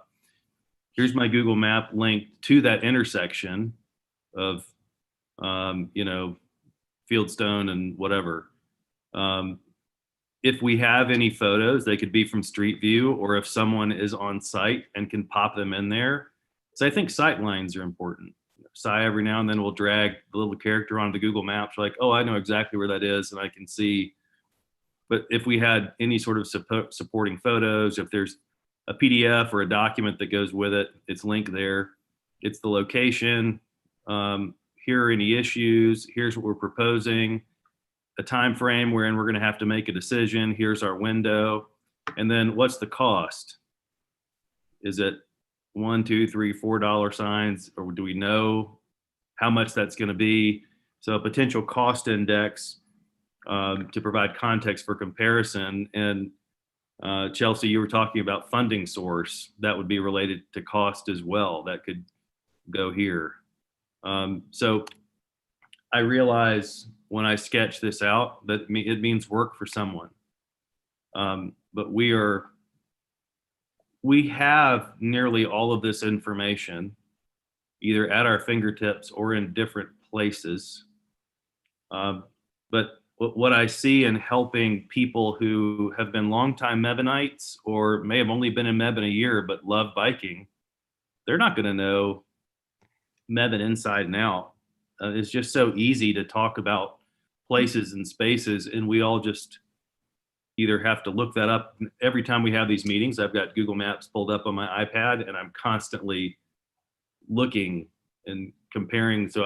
Which is what we should be doing. But when I think about a rubric for decision making, there are certain data points that we come back to over and over again, even if we're not putting them through a consistent framework. So if we could model them out, and we're looking at, we could do this one or this one, this one or this one, and we've got a standardized framework for how we look at decision making, where it applies. This doesn't apply to should we do a yard sign or not. I don't. Yeah. Maybe it does, but anyway, I'm just thinking about how to quickly consume information and be able to talk about things in a standardized way. And I'm rolling off in February. I'm thinking about what can we do to make the orientation process and the capacity to contribute that learning curve, just flatten that as much as we can and have a more efficient conversation. So if there's anything here, great. If it just looks like a lot more unnecessary work, then it's not going to hurt my feelings. But I wanted to get this out of my head. Mm-hmm. And that's all. Yeah. And I agree. I think that would be lovely. It may just be hard because I'm guessing it would fall to like the city staff have a lot of that information, and it may be that we do that at certain times of year, budget season or something. But could be. But we're talking about a bunch of stuff in a spreadsheet last week. Yeah. And I'm trying to make sense of it using volunteer brain and citizen brain, and I don't think about it in terms of engineering perspectives, and I just think about, do I know where that is? What's that going to gain us? Where's that money coming from? When do we have to that's the sort of framework that I'm working through, and if we could standardize that in some way, the information lives somewhere. Mm-hmm. It'd be fairly easy to develop that in PowerPoint or in a Google slide to say, hey, yeah, let's put it through let's prepare these 2 or 3 possibilities. So we have points of difference and points of parity between projects. So anyway, that was part of my, as I stepped off the conversation last month, I was thinking, it's just so much to take in. And spend city money on. And I don't always have confidence in my recommendations, or did we make it a good decision or not? Mhm. Well, if we're looking at a matrix, if we're looking at a spreadsheet that has so many points like that, it's not as if each of the points would need its own little card, because the answers to some of those things are going to be the same, like the money, where it's coming from, or I don't know, the reason why. But maybe that at least gives us a framework for how to make our decisions. So if we're considering a bulk of projects that are in one money bucket, then maybe the only things we need individuals of are the photos. And it's just one map that we're zooming in and out of. Maybe that would make it less work. But I like all of those points to being available in some way to help us make our decisions more efficiently. And, by sketching that out, it is by no means a gripe, because I realize there's tremendous effort, and it's extremely helpful, all the work that the staff have done to prepare us and help us have productive conversations. Yes. I think my effort here is, because we cover so much, there's a lot of inside baseball that it just helps if you've been around for a while. I'm trying to sort of flatten the learning curve, and it's also just human nature. I don't want to say something where, well, shouldn't you already know that? And there's an awful lot in BPAC world where institutional knowledge helps. And if we want people to feel comfortable contributing earlier, if we could standardize some of this comparison and decision-making process, particularly when it comes down to looking at this project or this project and its improvement. And I'm trying to weight that in my head, and I could spend a lot of time information gathering and sort of questioning. And I think if we could probably reduce all of that, I don't know, by a third, by half, in our time in the meeting, if there was a standardized framework for this is this type of decision, where we could go down this path or this path or this path. And I have so much more clarity. And these are multi-year, I don't know, you could argue some of these things are even generational, where we're making a decision about which improvement and the level of quality of the improvement. And we're passing this on, not just to the next committee, but to thousands and thousands and thousands of people who will traffic these places for years. So I think a little, it's a heavy lift to get it going, I think, the first time, until our eyes sort of adjust to it. So I would be happy to convert that into a Google slide. I don't have PowerPoint, but I could convert it into a basic Google slide just to get the thought fully out of my head. I just did a SketchUp this first time just to see if you guys think it's worth further exploration. So at a staff level, I hear what you all are saying. And you all right now are the only appointed or elected body that does not receive an agenda packet. And I'm going to pull up a couple things here if I can. And for planning board, and certainly for city council, and you can download all these online, we provide a summary sheet for every item that's discussed on that agenda. This is just a random one I pulled from last January, and it's showing up kind of goofy on my screen, so I don't know how it's working for y'all. But this is for a basic informational item. If it's for a subdivision or a rezoning request, there's actually a lot more detail. I could share one of those if you want to see it.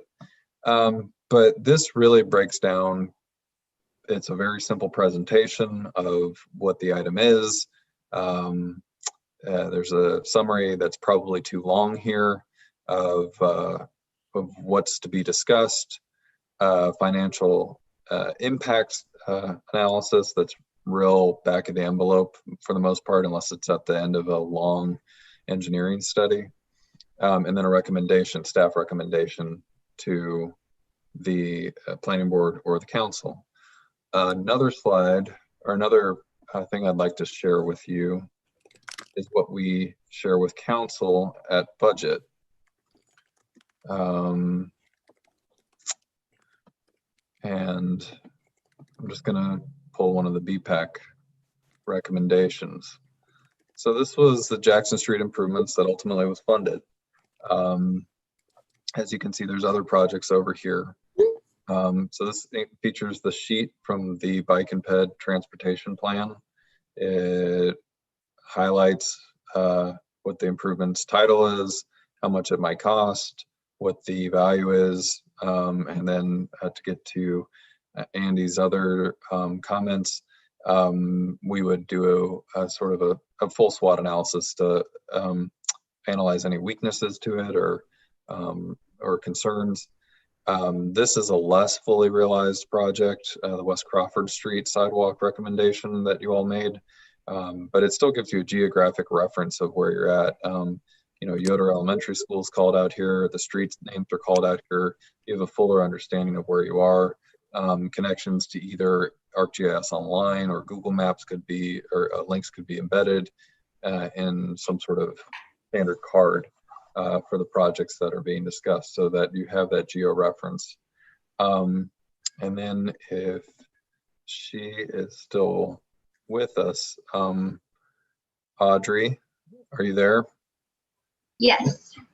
How challenging would this be for you to, if you have the toolkit to do it, to come up with a standard format for presenting most capital recommendations or for discussion by the BPAC, so that they have an idea of where these projects are and kind of get that breakdown of like what Andy was proposing? I don't think it would be very challenging at all. Just dedicate a little bit of time to getting that format going. Okay. I could definitely do that. Could you do that by the next BPAC meeting and at the end of November? Yeah. Okay. Oh, So that's- we'll have a template for y'all to consider at that meeting, if that's what you want. That's wonderful. I think that's great. And I think that'll work well for the things where we sort of know what we're comparing. And then there are going to be sometimes we just have to pull things out of the sky, right? I mean, you know, if we're having to consider all the possibilities, you all can't prepare all of the possibilities for us in advance, right? So probably some combination of, you know, like I think Chelsea was saying, having links in the agenda, you know, maybe Andy, you and I can just be really, really mindful about the agendas that are going out, and make sure that if a kind of a lay person were to look at it, they would know what's going to be expected of them at the meeting. And, you know, just try to have everybody, because I agree with Andy, like we know a lot of people are putting a lot of effort into this. So I don't want to suggest that wasn't the case, but just trying to make sure we're making good use of everybody's time. So. Well, look, we're a growing community. We're growing and we're catching up when it comes to all resources, whether that's the human resources of our staff or frankly, our historically under-resourced GIS services. We're very hopeful and have reason to believe that that should all change come January 2021. And I hope that you all will be impressed with having a more fully realized GIS services, both as residents as well as BPAC volunteers. So we can hammer away at making the agenda items more actionable for you by giving you a lot of that critical data, fundamental data, and giving you a lot of good ideas or where these projects might live and how steep of a climb it is to realize them. And I think we're right around the corner from having much better online services so that we can explore the city in 3 dimensions, possibly even 4, come 2021. Well, thank you for stepping through that with us. I mean, I realize It is a, it's going to take time, particularly the first time around, to put that framework together. It's encouraging. I recognize some of those agendas, just having seen them in different places and different formats. Mhm. And, you know, I hope it actually streamlines things in the long run for everyone, not just as us as advisors, but anyway, that's the intent here. Information is there. It's in different places. If we could bring some consolidation and standardization to it, I think we could move things forward more quickly and with more confidence. And so I will just shoot that out. Should I send it to the group, or Audrey, just to you? I mean, what's your preference? I prefer that we have consensus by the BPAC before we act, and we're going to be, frankly, we're going to be pretty tied up until the planning board meeting on, or the day after the planning board meeting on November 10th. So if you all can have that figured out 2 weeks from now, November 9th, and have any further comments that you want to have to us by that point, I don't think Audrey's going to have time to really work on it until then. It's great. It's more just sort of getting it out of my head. Cool. So we'll all respond and give you any suggestions, Andy, by like the 7th or something of November, and then you can turn it back around to Cy, Ashley, and Audrey. Does that sound good? Yeah, sounds great. Awesome. And thanks to Cy and Ashley and Audrey for your patience so far with all of our repetitive questions that we've probably asked. Okay, look, our job is to serve the BPAC, is to serve the city council. This city council has created the BPAC to advise them. Our job is to serve what you all need. We haven't been doing that to our full ability, clearly, and we can improve our efforts. I think we've done a good job now at the same time. But we can improve. We always can improve. And so this is really constructive, helpful feedback on how we can improve what we do and serve y'all. And that's our job. And that's also your job in fulfilling your mission, is to have those resources on hand to make informed decisions and recommendations to the council. So that's why we're here. And as planners, our job is also to serve the public interest at large. And you're giving us good guidance on how to best do that. So thank you. Thank you. Thank you. Thank you, everybody. Okay. I think this is the end of the agenda. It's late. So does anybody else have any? We did have, I've lost the agenda, but we did have old business, new business. Is there anything else we need to, upcoming trail forum? Anything we need to talk about there, Ashley? So that was sent to me by Jason Smith. I'm not sure if he's still on. I think he's attended this trail forum before, and he just wanted to make sure the BPAC was aware and that it was a good opportunity. So I haven't spoken with Cy yet, but I'm happy to attend it. It's virtual. If anybody from BPAC would like to attend as well, that'd be great. Oh yeah, click on that. Yeah, it's December 3rd. Okay, great. And sorry, I guess I'm out of the loop on that one. I missed last month's meeting, but who hosts that and what is it about? Actually, this was sent by Jason, who is he is a visitor today. No, it was just included in the agenda. I don't know if Jason. So, yeah, I'm still here. I mean, I can speak to it for just a second. So it's a Carolina Thread Trail Forum. So I'll say down in the general area towards Charlotte, there's a collection of counties and municipalities that have gotten together and created this Carolina Thread Trail, which is sort of a series of greenways and different things that they're in the process of building a long-term plan to connect these communities together. And they've done this trail forum, and it's got a lot of different topics. But I went on behalf of Triangle Off-Road Cyclists last year. And but while I was there, I mean, there was information about budgeting for greenways and e-bike and pedestrian traffic interactions and how to build single track trails and a lot of different things. And so depending on your particular level of interest or area of interest, there may be something there for folks that are on the BPAC, and it is virtual and relatively inexpensive. So I thought I would pass it along. Okay. That's really great. We saw the Carolina Thread Trail when we were sort of talking about our Greenway. It's a really amazing network. And actually, Cy, if anybody on the BPAC does choose to attend, I see that it does have a cost. Is that something that that somehow we could request the city to cover, or do we need to cover from our own personal finances? We can cover or reimburse. Just let us know. We're happy to pay up your upfront cost though. So November 20th is the deadline for early bird. Let Ashley know, and we will work it out from there. Cool. Jason, thank you for bringing that up. I'm actually trying to go. Absolutely. All right. And then I think for now, in the interest of time, is everybody okay if we, I think the city projects updates, we've talked about a lot of them, and maybe we put the parking lot items in the parking lot. Let them. I make a motion to adjourn. Anybody second it? Amen. Thank you all. I know it's been a long haul. We'll see you on email. Adios. Thank you. Take care.